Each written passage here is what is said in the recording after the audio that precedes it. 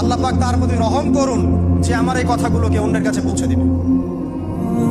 নবীজির ভাষণ। এরপর নবীজি বলছেন, জেনে রাখো নিশ্চয়ই তোমাদের পরস্পরের, মুসলিমদের পরস্পরের সম্পদ, পরস্পরের রক্ত, পরস্পরের এই যে জান মাল ইজ্জত, এগুলো একে অপরের জন্য হারাম।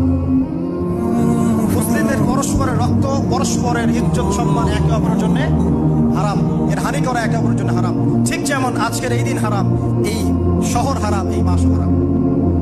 নবী করিম সাল্লাল্লাহু আলাইহি ওয়াসাল্লাম বলছিলেন, জেনে রাখো তিনটা বিষয়ে যেন তোমাদের অন্তর কখনো খেয়ানত না করে। তিনটা বিষয়ে তোমাদের অন্তর যেন কখনো খেয়ানত না করে।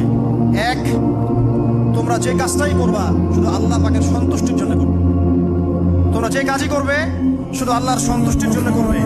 তোমাদের শাসক বর্গের কল্যাণ কামনা করবে। তোমাদের শাসক বর্গের কল্যাণ কামনা করবে। 3 নাম্বার, মুসলিমদের জামাতকে আঁকড়ে ধরে রাখবে। মুসলিমদের ইউনাইটেড কমিউনিটিকে আঁকড়ে ধরে থাকবে। এই তিনটা বিষয় পালনের ক্ষেত্রে তোমাদের অন্তর যেন খেয়ানত না করে।